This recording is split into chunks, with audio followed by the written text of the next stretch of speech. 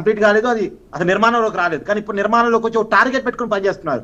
2028 లోపు దాన్ని స్టార్ట్ చేయాలి, వర్క్ కూడా స్టార్ట్ చేయాలి, ఓపెనింగ్ చేసుకోని అని చెప్పేసి ఒక టైం బాండింగ్ తో పోతుంది.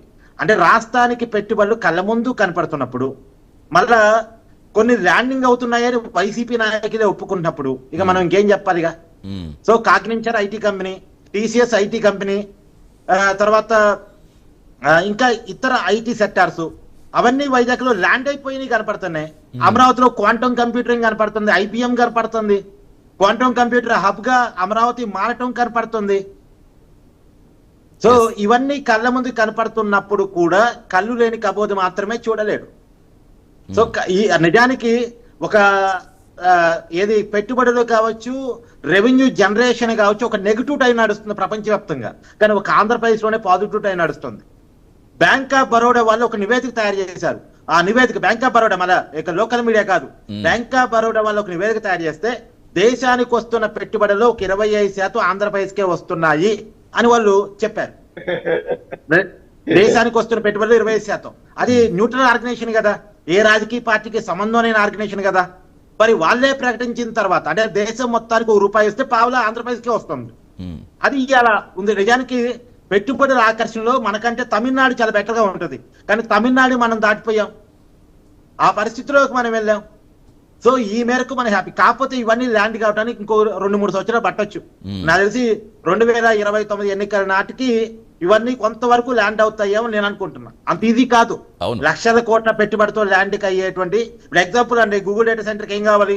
సబ్సీ కేబుల్ సముద్ర అంతర్భాగం నుంచి కనెక్టివిటీ కావాలి, దానికి విపరీతమైనటువంటి పవర్ జనరేషన్ సంబంధించి సోలార్ విద్యుత్ నిర్మాణం జరగాలి. తర్వాత ఒక బిల్డింగే కాదు, బిల్డింగ్ ఇవన్నీ కాదు, దానికి మించి నిర్మాణం కావాల్సినవి చాలా ఉన్నాయి. అవన్నీ అయిన తర్వాత గానీ ఓపెనింగ్ చేసి పని స్టార్ట్ చేయలేరు, డేటా సెంటర్ స్టార్ట్ చేయడం సాధ్యం కాదు. కాబట్టి రెండోది, అక్కడికి వైజాగ్ వాటర్ కోసం పోలవరం ఎడమ కాలువ ద్వారా నీటిని ఆ వైజాగ్ తీసుకెళ్లడం కోసం ప్రయత్నం జరుగుతుంది.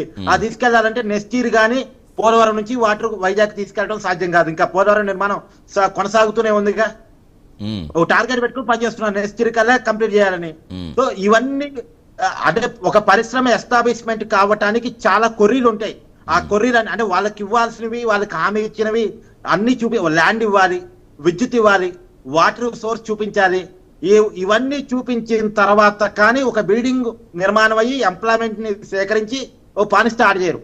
ఇదంతా ఒక్క రోజులో అయ్యే పని కాదు, ఒక సంవత్సరంలో కూడా అయ్యే పని. టెక్నికల్ ఇష్యూస్ ఉంటాయి, ప్రాక్టికల్ ఇష్యూస్ ఉంటాయి, నాట్ ఓన్లీ కన్స్ట్రక్షన్ కదా, ఇంకా చాలా ఇష్యూస్ ఉంటాయి, దానికి ముడిపడి ఉన్న చాలా ఉంటాయి అంశాలు కాదు. మొయినుద్దీన్ గారు, మీకు అవన్నీ ఫ్యాక్ట్ అనిపించట్లేదా? అంటే నేను అడిగేది కాదు కాదు రాజకీయ విమర్శలు, మీరు విమర్శలోకి వెళ్ళిపోవద్దు ప్రతిదీ. ఒక్క నిమిషం ముందు చెప్తాను, రాజకీయ విమర్శలు వేరు. ఇప్పుడు పెట్టుబడులు కానీ, రాజధాని విషయం కానీ, ఇది నాట్ ఓన్లీ టీడీపీకో, జనసేనకో లేదా బీజేపీకో కాదు కదా, వైసీపీ కాదు కదా, ప్రజలకు సంబంధించి